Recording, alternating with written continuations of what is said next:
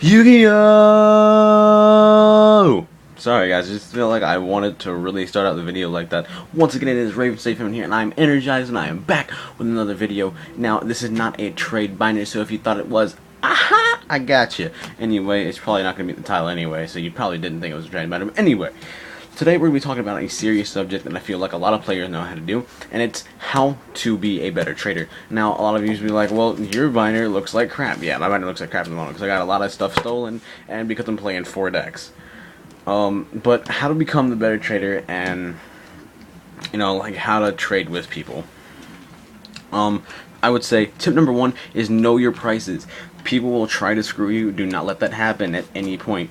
Like, go on TCG Player, eBay. Do not use Troll and Toad. Troll and Toad will call it around the ballpark, but they can change it because that's how much they personally would sell it for, because that's how many they have in stock. Now, like I said, using eBay and using TCG Player, personally fine things. So yeah, another thing is, you know, picking up what is hot at the moment. Like, I had these Magdalenes for a while, and currently everybody's wanting to play with Dolce. So Magdalene is a good card, and it's good trade bait. So if you're looking to finish out a deal, having some of this stuff is amazing. Like, try to have cards, or try to pick up cards you think are gonna be really good. Like, I had Magdalenes when they were like 6 or 7 a piece, and now they're 15 because I thought, I was just like, you know, like they're 14, my bad. I thought, you know, the Dolce stuff might get really good. I know that XYZ is coming out next set, and I might make them really good. They might have some other support. But yeah, like, the Madolche stuff is trade bait. Everybody likes Madolches. Everybody likes Hoot Cake. Everybody likes Tiramisu, and everybody likes Magdalene. You know why? Because they're pretty. And, like, you know, I just have a few Harpies challengers here. Like, once again, it's just stuff that people like to have. People like to, you know, just pick up. I will say another thing is trading up. Trading with your friends is a little bit harder on this instance because your friends are your friends. You don't want to do this. Trading up is a lot like, you know, screwing someone out of a dollar or two. And keep in mind, this is, you know, trading tips in real life. Over the internet, it really doesn't work that well. Believe me, I've tried. But, like, when someone asks you your value on it, that is your value, what you call it. So don't let, if my value on bear is 50, it's not. But if my value on bear is 50, and that's what I want for it, that's how much I'm gonna call it. So if a guy gets pissed because you're calling it 50, be like, look, you asked what I called it, and this is what I want for it. And if you're the only person up there with it, maybe you guys can bargain on a deal and just drop down the price a little bit, and then still trade it up for more than it's worth. So keep in mind, when people ask you what you value it at, you don't have to say, you know, what the actual price is. Like, 10 pips, $3, but if I want to call it 8, I'll call it 8. I'm not gonna call it 8, but if I want to call it 8, I can call it 8.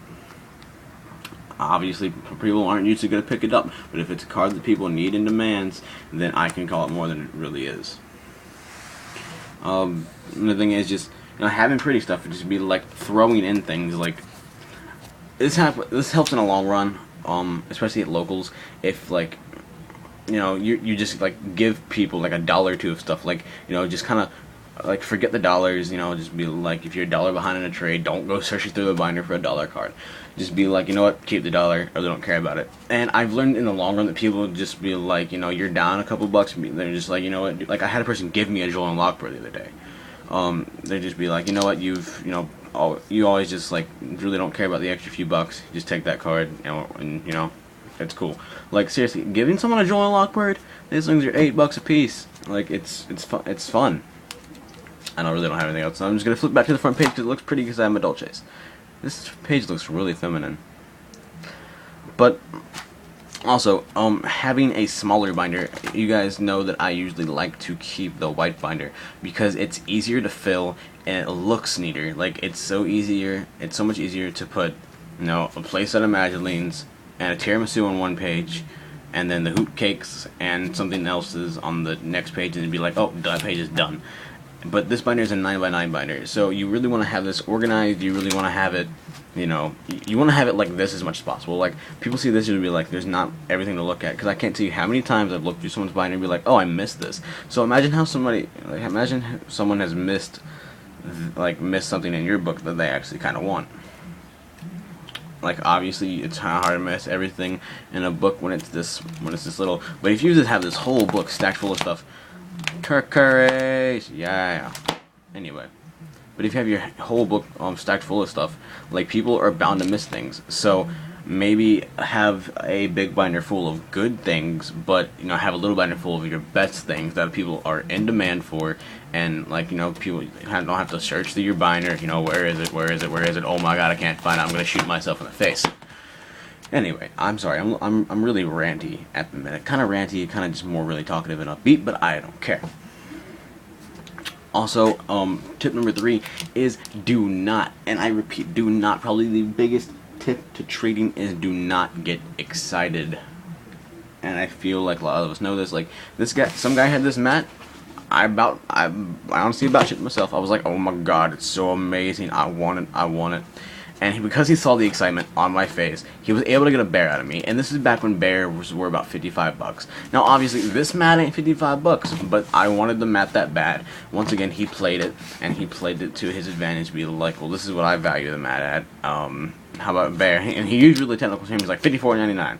I was just like, cool, I get a mat. And I really didn't think about it until afterwards. I was just like, damn. Well, that kind of hurt. But you know what? It was fine. It was a mistake on my part, and making mistakes as a trader makes you a better trader.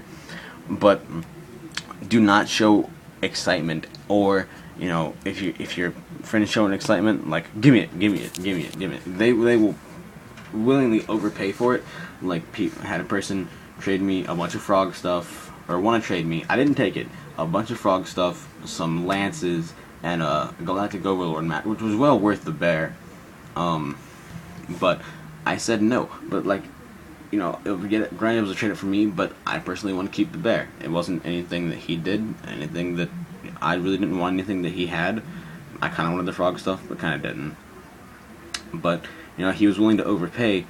But usually, if you're just trying to trade up, take advantage of that. Like, take advantage of someone willing to overpay. And I know that sounds really dickish, but let's face it, it's the game of Yu-Gi-Oh! It's a business, and it comes down to that. These things are pretty. Anyway, so that's my little 3 tips to being a better trader. I'm sorry if any of you got offended by this, but this is real life. This is Yu-Gi-Oh! This is how you have to handle it sometimes.